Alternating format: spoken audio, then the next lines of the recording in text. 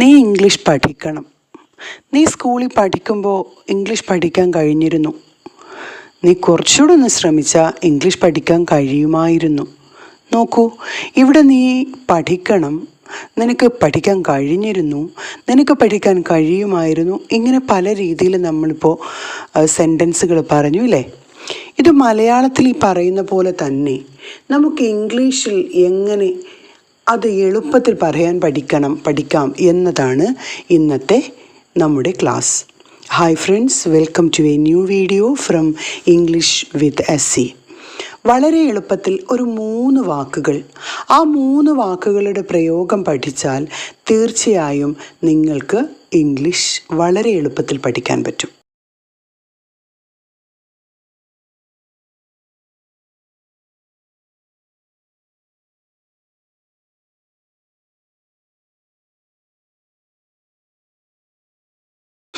ആദ്യമായിട്ട് നമുക്കിപ്പോൾ നമ്മൾ ചില കാര്യങ്ങളൊക്കെ പറയുമ്പം നമ്മൾ പറയും, ഞാൻ പണ്ട് നടക്കാൻ പോകുമായിരുന്നു, അല്ലെങ്കിൽ വൈകുന്നത് വരെ പാഠങ്ങൾ പഠിക്കും ആയിരുന്നു എന്ന് പറഞ്ഞു.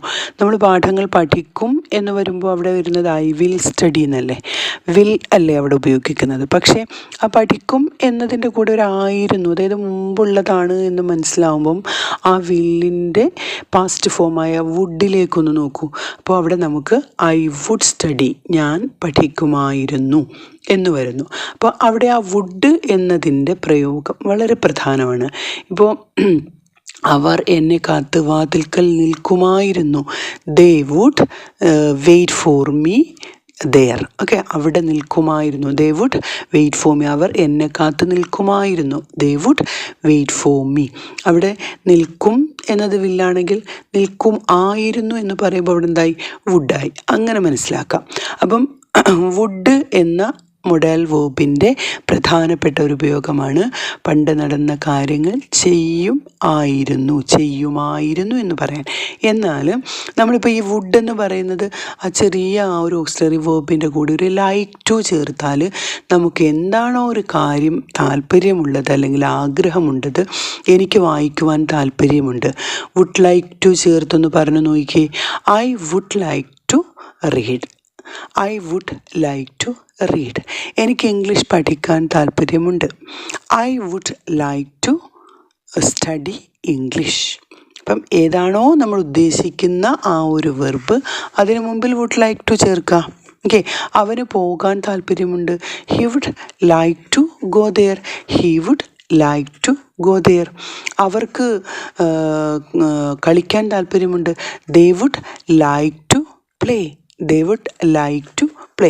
അപ്പം വുഡ് എന്ന ഓക്സിലറി വേർബിൻ്റെ കൂടെ ലൈക്ക് ടു ചേർത്തപ്പോൾ നമുക്ക് എന്താണ്, പെട്ടെന്ന് ചില കാര്യങ്ങൾ താല്പര്യമുണ്ട് എന്ന് പറയാം. എന്നാൽ ഈ വുഡെന്ന് പറയുന്ന ഓക്സിലറി വേർബ് ആദ്യം ഒന്ന് ചേർത്ത് നോക്കിയേ. ഇപ്പോൾ ചോദിക്കുകയാണ്, നിനക്കൊന്ന് എന്നെ ഒന്ന് സഹായിക്കാമോ, would you help me please. അത് വളരെ മര്യാദയോടെ കാര്യങ്ങൾ ചോദിക്കാൻ അവിടെ വുഡ് ഉപയോഗിക്കാം. എന്തെളുപ്പമാണ് അല്ലേ? നീ ആ ഫാൻ ഒന്ന് ഓൺ ചെയ്യുമോ, would you switch on the fan. Okay, നീ ആ പുസ്തകം ഒന്ന് വായിക്കുമോ, would you read that text. കണ്ടോ? അപ്പോൾ വുഡ് എന്ന് പറയുന്നത് നമുക്ക് വളരെ പ്രധാനമായിട്ട് ഏതെങ്കിലും ഒരു കാര്യം ചെയ്യുമായിരുന്നു എന്ന് പറയാൻ, എന്നാൽ അതിലും ഈസി ആയിട്ട് എനിക്കൊരു കാര്യം ചെയ്യാൻ താല്പര്യമുണ്ട് എന്ന് പറയാൻ, മൂന്നാമതായിട്ട് ഏതെങ്കിലും ഒരു ഹെൽപ്പ് ചോദിക്കാനായിട്ട്. ഓക്കെ, നിനക്കതൊന്ന് ചെയ്യാമോ, നിനക്കതൊന്ന് പറയാമോ, would you tell me please. Okay, വളരെ എളുപ്പമാണ് അത് നിങ്ങൾ മനസ്സിലാക്കി പഠിക്കുകയാണെങ്കിൽ. അപ്പം വുഡ് എന്ന് പറയുന്നത് നമുക്കിങ്ങനെ 3 രീതിയിൽ വളരെ എളുപ്പത്തിൽ ഉപയോഗിക്കാൻ കഴിയും. എന്നാൽ അടുത്ത ഓക്സിലറി വേർബായ കുഡ് ഒന്ന് നോക്കൂ. ഏതെങ്കിലും ഒരു പ്രവൃത്തി കഴിഞ്ഞ കാലത്ത് ചെയ്യാൻ കഴിഞ്ഞിരുന്നോ അല്ലെങ്കിൽ ഇല്ലേ, ഇത് പറയാൻ നമുക്ക് കുഡ് ഉപയോഗിക്കാം. ഇപ്പോൾ പറയാണ്, എനിക്ക് നന്നായി ഡാൻസ് കളിക്കാൻ കഴിഞ്ഞു, എനിക്കിന്നലെ നന്നായിട്ട് ഡാൻസ് കളിക്കാൻ കഴിഞ്ഞു, I could dance well yesterday, I could dance well yesterday. അപ്പം എനിക്ക് പഠിക്കാൻ കഴിഞ്ഞു എന്ന് പറയുമ്പം ഐ കുഡ് സ്റ്റഡി, എനിക്ക് പഠിക്കാൻ കഴിഞ്ഞു. എനിക്ക് ഓടാൻ കഴിഞ്ഞു, ഐ കുഡ് റൺ, ഓക്കെ, എനിക്ക് കുട്ടിക്കാലത്തോടെ നല്ല ഓടാൻ കഴിഞ്ഞായിരുന്നു. ഇപ്പോൾ എനിക്ക് ഭയങ്കര ബുദ്ധിമുട്ട്. I could run in my childhood. Okay, എനിക്ക് നന്നായി ഇംഗ്ലീഷ് സംസാരിക്കുവാൻ കഴിഞ്ഞിരുന്നു. എന്താണ്? I could speak English. എന്നാൽ ഇതിൻ്റെ തന്നെ രീതിയിൽ ഇപ്പം എനിക്ക് പോകാൻ കഴിഞ്ഞു, ഐ കുഡ് ഗോ. നിങ്ങൾക്ക് പോകാൻ കഴിഞ്ഞോ എന്ന് ചോദിക്കുമ്പോൾ നിങ്ങളാകുമ്പോൾ യു ആയല്ലോ. ഈ കുഡ് ആദ്യം എഴുതുക. കുഡ് ഐ ഗോ എന്ന് പറയാം. Could you go. Could you go? നിങ്ങൾക്ക് പോകാൻ കഴിഞ്ഞോ? മനസ്സിലായോ? അതായത് എനിക്ക് പോകാൻ കഴിഞ്ഞോ എന്ന് പറയുമ്പോൾ ഐ കുഡ് ഗോ. എനിക്ക് പോകാൻ കഴിഞ്ഞോ എന്ന് ചോദിക്കുമ്പോൾ കുഡ് ഐ ഗോ. അല്ലെങ്കിൽ നിനക്ക് പോകാൻ കഴിഞ്ഞോ എന്നാണെങ്കിൽ കുഡ് യു ഗോ. എനിക്ക് പോകാൻ കഴിഞ്ഞില്ല, അവിടെ എന്ത് വരും? കുഡിനോടൊപ്പം ഒരു നോട്ട് ആഡ് ചെയ്യുക. I could not go. നിനക്ക് പോകാൻ കഴിഞ്ഞില്ലേ? Couldn't you go. നിനക്ക് പോകാൻ കഴിഞ്ഞില്ലേ? Couldn't you go. അപ്പം ഇവിടെ നിന്ന് മനസ്സിലാക്കേണ്ടത് ഇതാണ്. കുഡ് ഉപയോഗിച്ച് നമുക്ക് കഴിഞ്ഞു, കഴിഞ്ഞില്ല, കഴിഞ്ഞോ, കഴിഞ്ഞില്ലേ ഇങ്ങനെയൊക്കെ ചോദിക്കാം. അപ്പോൾ ഈ കുഡും വുഡും നിങ്ങൾക്ക് മനസ്സിലായല്ലോ. അപ്പോൾ ഇങ്ങനെയുള്ള ടിപ്സ്, അതായത് ചെറിയ വാക്കുകൾ മനസ്സിലാക്കിക്കൊണ്ട് കുറേ കാര്യങ്ങൾ മനസ്സിലാക്കാൻ പറ്റുന്ന പേഴ്സണൽ ഓൺലൈൻ സ്പോക്കൺ ഇംഗ്ലീഷ് ക്ലാസ്സുകൾ എൻ്റെ ഈ നമ്പറിൽ ലഭ്യമാണ്.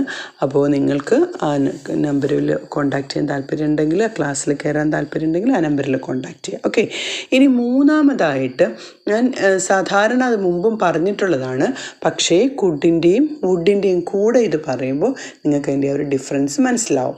അത് ഷുഡാണ്. അതായത് ഏതെങ്കിലും ഒരു കാര്യം പറയാൻ, അതായത് ഒരു അഡ്വൈസ് അല്ലെങ്കിൽ ഒരു റെക്കമെൻഡേഷൻ ഒക്കെ കൊടുക്കാനായിട്ട്, ഇപ്പം ഞാൻ പറയാണ്, പിന്നെ പുറത്ത് തണുപ്പുണ്ടെങ്കിൽ നീ കോട്ട് വിയർ ചെയ്യണം. You should wear a coat. നീ കോട്ട് വിയർ ചെയ്യണം. ഇറ്റ്സ് കോൾഡ് ഔട്ട്സൈഡ് കോൾഡാണ്. നീ കോട്ട് വിയർ ചെയ്യണം. അത് നിൻ്റെ ഒരു ആവശ്യമാണ് അവിടെ. ഓക്കെ, അത് നിനക്ക് ഞാൻ തരുന്ന ഒരു ഉപദേശമാണ്. You should wear a coat. അപ്പോൾ ഈ വുഡും കുഡും ഷുഡും ഒക്കെ നിങ്ങൾ ശ്രദ്ധിച്ചോ, സബ്ജക്റ്റിനും ആ വെർബിനും ഇടയിൽ മാത്രം ചേർക്കുമ്പോഴത്തേനും അത് ഓക്കെ ആയി. അപ്പോൾ അവിടെ കൂടുതൽ നമുക്ക് മനസ്സിലാക്കാനില്ല. അത് വളരെ എളുപ്പത്തിൽ നമുക്ക് മനസ്സിലാവും. അപ്പോൾ അത് മനസ്സിലാക്കുമ്പം നിങ്ങൾ അവിടെ എപ്പോഴും ഒരു സെൻറ്റൻസ് എന്ന് പറയുന്നത് സബ്ജക്റ്റിലാണ് തുടങ്ങേണ്ടതെന്നും തൊട്ടടുത്ത് തന്നെ ഓക്സിലിയറിയും വേർബും കടന്നു വരണം എന്നുള്ള കാര്യങ്ങൾ കൂടെ മനസ്സിലാക്കുക. ഓക്കെ, രണ്ടാമത്തേതായിട്ട് ഇപ്പോൾ എന്തെങ്കിലും പ്രത്യേകിച്ച് ഒരു എക്സ്പെക്റ്റേഷനോ ഒരു ഒബ്ലിഗേഷനോ ഒക്കെ വരികയാണെങ്കിൽ, അതായത് ഇപ്പം കുട്ടികൾ നിങ്ങളുടെ ഹോംവർക്ക് ചെയ്തിരിക്കണം. Students should complete your homework on time. സമയത്ത് തന്നെ, കറക്റ്റ് ടൈമിൽ.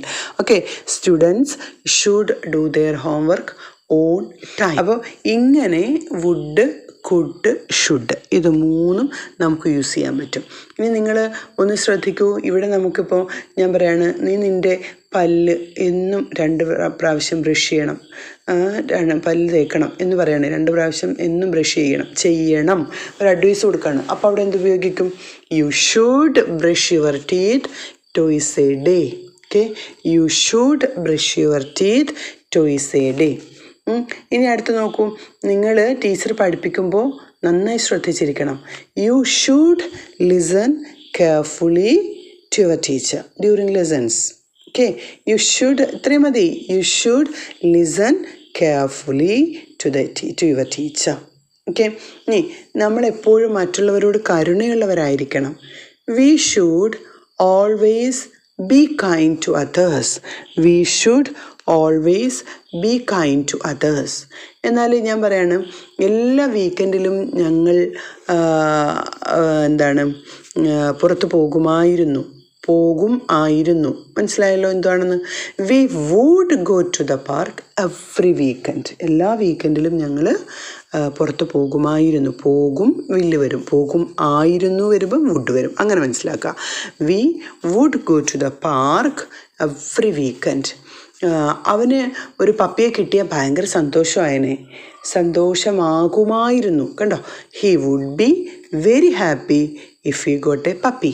He would be very happy if he got a puppy.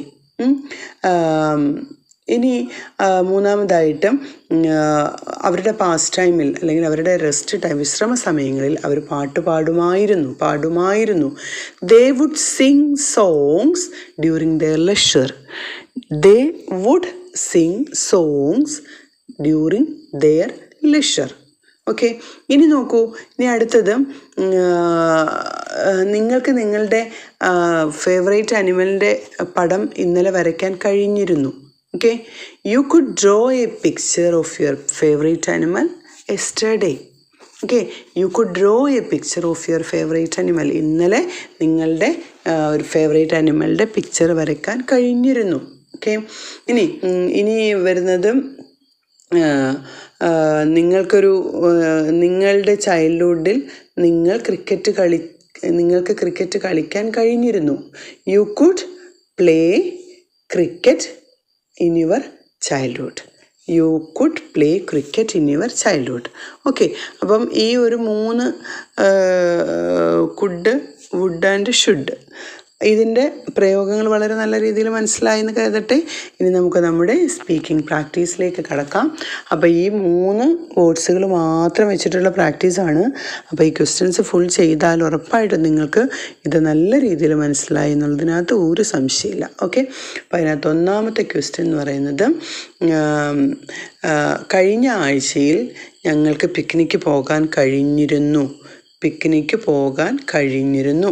Okay, second question, അവന് കുട്ടിക്കാലത്ത് സ്കൂളിൽ പോകുമ്പോൾ സന്തോഷിക്കുമായിരുന്നു.